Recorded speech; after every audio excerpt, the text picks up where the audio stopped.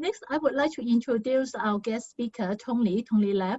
He is the Deputy Privacy Commissioner for Personal Data, the Office of the Privacy Commissioner for Personal Data. He would like to share with us a very hot topic, working from home, safeguarding personal data privacy. So Tony, please. Thank you, Connie. Ladies and gentlemen, very good to see you. Although I can only see you virtually, but still good to have a business kind of usual as far as practicable. So thanks for having me today, and I would like to share with you the topic of working from home, safeguarding personal data privacy. So working from home arrangements have been more prevalent since COVID-19, and as Connie has just said, it is possibly part of the new normal going forward. And when home becomes a workplace, it brings a whole host of implications on HR, etc. But this afternoon, we will try to focus on the implications on personal data privacy. No matter where you work, at home or in offices, our 6 data protection principles, as set out in our personal data privacy ordinance, will still be there. I would like to spend a little bit of time to go through with you the principles. These are principle-based, and they try to protect personal data privacy from cradle to grave on an end-to-end basis, starting from the point of collection. For instance, when you involve a collection of personal data, you have to collect it for a lawful purpose. You have to explain to the data subject in plain language what the purpose would be, and you collect only the necessary but not excessive personal data. So data minimization is one of the principles. Principle number 2, take all practicable steps to ensure the accuracy of the personal data under your custody. And there is also the principle of retention limitation, i.e., you do not retain the data after the purpose has been fulfilled. Use limitation, use according to the purpose which you inform the individuals. If you use it for new purposes, you should have the prescribed consent of the data subjects. Security, that is perhaps the most important focus this afternoon in the sharing. Take all the reasonably practicable steps to ensure that data would not be subject to unauthorized or even accidental access, use, transfer, disclosure, or erasure. Openness, that is about the transparency of your privacy policy. Try to let the data subjects to be able to ascertain what privacy policy you are following. Data access and correction, that is about the right of the individuals to ascertain if a data user, or you call it data controller, whether or not he holds your personal data, and if there is any inaccuracy, he has the right to ask for correction. I went through with you these 6 fundamental principles because they are all applicable during the work from home arrangements. During the work from home arrangements, you could imagine that there would be a lot of use of the employees' home devices or their home networks. When you work in office, everything in the office, including the files, the documents, the information, and the network that your colleagues access to are under the professional management of your IT team. But at home, the standard would possibly be lower, but there would inevitably that employees will use their personal devices, and there would be access and transfer of data in and out of the office or in and out of the network. So you could imagine that the network which you are used to be to contain your data or your personal data are all of a sudden have a wider outreach to places where you do not, or you have not thought about controlling the security standards. And there is also additional risk brought by the increasing use of video conferencing software.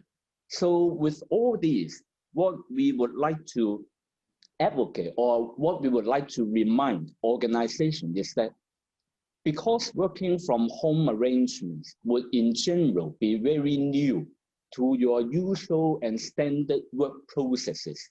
So even though we have already been under COVID-19 for a year, but the number one thing which organizations should do if they do want to provide adequate data security or adequate protection to personal data privacy, they actually need to think through how the working from home arrangements would differ from their usual office processes. As and when the processes differ, they bring with it different risks in relation to data security and personal data privacy. So actually 2 days ago, we issued 3 guidance notes, one for organization in relation to working from home, one for employees when working from home, and the third one is for the use of video conferencing facilities. For this one, allow me to mention some practical tips in relation to organization, i.e. Employees could do it. As I have just mentioned, risk assessment is number one thing, the starting point. Try to think through how the work from home arrangements would impact on data security and impact on employees' personal data privacy. Do not take for assumption or take for granted that things are more or less the same. They are not quite. And with that assessment, you will then be able to realize the differences or the different risks which are brought about arising from work from home arrangement. And if there are different processes and there are different risks, you should possibly set them out in writing, in documentation, your policies or guidance, in order that employees have some clear advice to follow. Otherwise, everyone will be using their own method to deal with a work from home situation. So review and adjust the existing policy based on your results of risk assessment. Provide sufficient guidance on how you should deal with transferring of data or remote accessing the corporate network.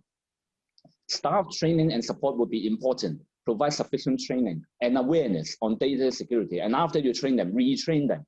This is very important because I will mention later on the human factor in ensuring data security. And not everyone are well tuned to how to use or deploy ICT, IT technology, and so deploy some staff to provide support. Device management, as far as practical, provide corporate-based devices, for example, smartphones and notebook computers to employees, because you can more easily control the security standards and the security of the data stored therein. Use of VPN, virtual private network, choose the appropriate protocol and the type of VPN and keep the security setting up to date. Security patches are important. So the business side have to work very closely with the ICT side in order to protect all these data security and require multi-factor authentication for connection to ensure that the one who get access into your company network is your staff, but not anyone else. On this multi-factor authentication, just allow me to mention a case that is not arising from working from home, but arising from our previous investigation, which is relevant. I think authentication is something which a lot of business people would be familiar with, but sometimes it is not somehow adhered to. During an investigation previously into a case where online authentication process of a credit reference agency have been bypassed, we discovered through our investigation that among other technical factors, somehow two-factor authentication was not used for all the applicants for credit reports online. So some people do not, some customers, they do not use a two-factor authentication, leading to the disclosure of credit data to some unrelated third party. So what I would like to highlight here is that sometimes it is the human factor that actually affects the effectiveness of your security measures. If you have embraced or you have used these security measures more comprehensively, you actually would avoid certain vulnerable points. What about employees? Employees also have a major part to play to ensure data security. Device management use only corporate electronic devices for work. Use devices and the data therein and use a strong password and change the password regularly. I would like to pause here slightly. When we mention strong password, sometimes I think people think that that is a taken for granted and it is something very standard, so we do not need to mention it. But I just want to share with you a recent news reporting which we noticed in the United States. There is a password manager app developer who actually tried to list out on a yearly basis the 200 commonly used password. The #1 ranking this year is a password of, you try to make a guess what it would be. It is 1, 2, 3, 4, 5, 6, and it was used by 2.3 million online accounts. That is quite striking. And that particular password actually ranked second last year. So it is interesting. While a lot of emphasis have been paid to using strong password and changing password, but sometimes somehow things do not happen as what we have expected. Work environment, avoid working in public places, refrain from using public Wi-Fi, and try to connect through wired connection as far as practicable, because that is generally safer. Ensure the Wi-Fi routers are up to date. Security patches are there. Electronic communication, try not to use your own personal email account for office work. Try to use corporate email account to send and to receive work-related documents. And check the recipient list before sending out. Otherwise, after you press the send button, it would be too late to retrieve the document. Do not open suspicious links or messages, that sort of things. Paper document. Avoid transferring paper document out of office as far as practicable. And even if you have to bring the documents out, try to redact or to remove the personal data. And one thing which I would also like to mention here, very often when people remote access the corporate network, they will be able to print documents at home. And you could imagine that at home environment, we do not have shredder. And people would take convenience and try to just tear off the paper into a few pieces and then throw it away. This is very dangerous. Remind your colleagues not to throw away office documents just like they throw away rubbish at home, because it is different. It brings a different risk to the corporation. And many years ago, we had an investigation case. This is not, of course, related to work from home, but it deals with data security. A certain day, someone found 3 boxes of documents abundant at a staircase of a housing estate at Zhangguanou. And that 3 boxes of documents contained a lot of personal data of about 2,000 people. And what were those documents? After investigation, it was found out that those box of documents actually were originally held by a former insurance agent who lived in that housing estate. Of course, #1, it was wrong to take away personal data away from your former employee, from your former employer. This was wrong. And secondly, that person just disposed of the document at the staircase. This is also wrong. So be mindful of the documents or data taken outside of the office environment. What about the use of a video conference? Just like choosing any software to use, review and assess the policies and measures on the security and protection of personal data privacy. Choose a software that could provide end-to-end encryption if at all possible. Of course, try not to discuss confidential matters over video conferencing, but if you do have to and you cannot avoid, then try to use a software that provides end-to-end encryption. Safeguard the user's account again by strong password, changing the password every time. Designate one particular unique password for a particular meeting. Do not publicize your password all over the places. Just give it to the people who have to attend the meeting. Use multi-factor authentication, security patches again. When hosting conferences, try to use a virtual waiting room, which colleague Wilkins had just used before we started the meeting, and try to check the participants' identities, block the meeting after all are in. Try not to record the conference if at all possible, and even if you have to record the virtual meeting, store it with the password protection or encryption, and try to review whether or not and for how long you have to retain it. If you do not need it anymore, then remove or delete it. To recapitulate, I wish to share with you 4 things. Digital transformation. I think as time goes on, we would be progressing on this digital transformation, and COVID-19 has much quickened the pace of digital transformation. And data is valuable, and data is in a way factor of production, and we are going into a data-driven era, a data-driven economy. So think of it, when you have more data, is it necessarily the more the data, the merrier? Of course, when you have more data, you would know a little bit more about anything, but the other side of the coin is that if you got more data with you, you also got liabilities or possibility of data breach. So you have to strike the balance, you have to manage. And as and when we go into this digital transformation processes, whereby data would be a very important and basic element of our economic or business activities, that means you touch on the personal data everywhere. Personal data is the most important kind of data, and piracy is something which is inherent to human beings. It's kind of inborn. So in a way, when you go into planning your business proposition, further developing your business model, you actually have to manage personal data piracy at the same time and upfront and in parallel with your business proposition.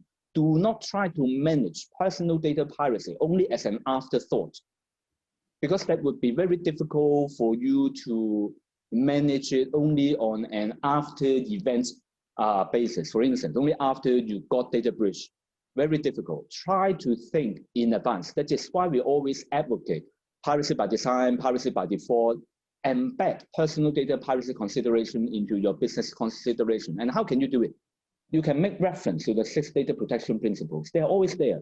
They are the principles which people would expect data users to follow as far as practicable, and they also expect data users to adopt practicable measures to protect their personal data. Data security and personal data piracy go hand in hand.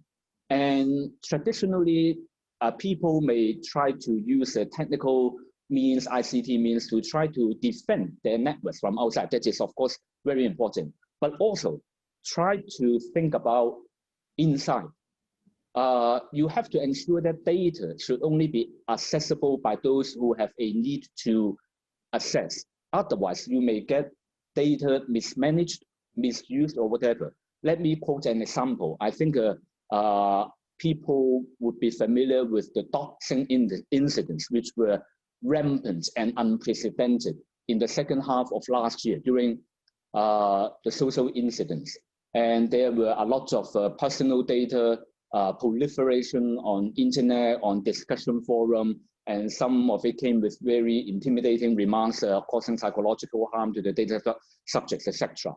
In October this year, there was a court case, the first convicted case under Section 64, subsection 2 of our Personal Data Piracy Ordinance. That case was about a telecom technician who, without the consent of the company, which is a data user, without the consent of the company to access personal data of the customers. And that particular person disclosed the personal data on those discussion forum, causing psychological harm to the person concerned. And that was an offense under the Section 64, subsection 2 of our ordinance. And that case was prosecuted and was convicted. And in November, the court handed down a sentence of 18 months of imprisonment for contravening that particular section of the ordinance. And coupled with other convictions, the person, the defendant, was sentenced to 2 years imprisonment. So what I would like to emphasize here is that if you do not control internally, that particular technician did not have the right, did not have the need to access the data, but the company did not perhaps did data segmentation enough, and an employee can go into the network to get what they want and then use what and then use it at their own will. So this is not good for the company. So whatever technical measures which you have input, whatever ISO standards say, ISO 27001, which concerns information technology management, security management system, 277001, concerning information security system in relation to personal identifiable information. Even if you have all these technical things, ultimately you have to depend on human factors to execute your data security policies. People may recall that, for instance, back in late 2018 in Hong Kong, there was an airline which had a data breach of personal data of its 9.4 million passengers. And maybe many of you were victims. And through the investigation, what we discovered was that one particular aspect, that particular company built a new server in March 2017. And when they built the server, they, of course, before running on live the server, they use scanning tools to scan vulnerability. But somehow, the scanning tools they used at that time did not discover the vulnerability. But we discovered through the investigation that that vulnerability had been known for 10 years on the internet, widely known in the industry, and that vulnerability point was the point of intrusion. And the scanning tool somehow had the capability to detect it, but somehow it failed.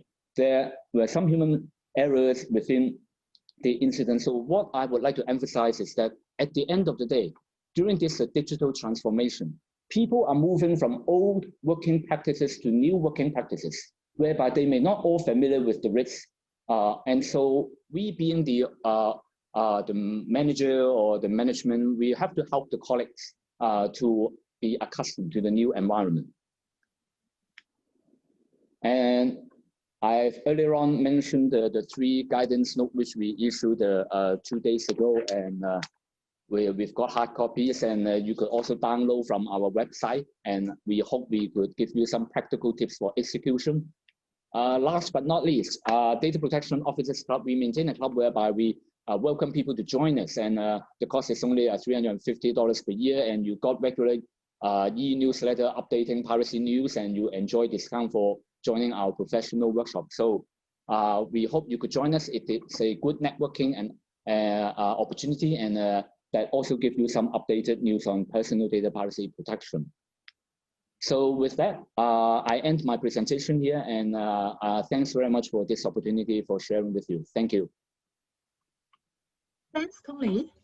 Yeah, thanks for the very informative sharing, so that can remind us about how important it is. No matter what type of work format, we still need to look after and take care of the personal data.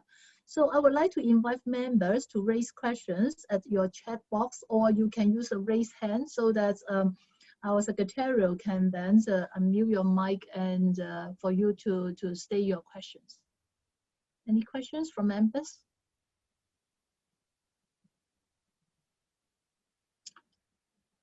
So I assume this is no questions.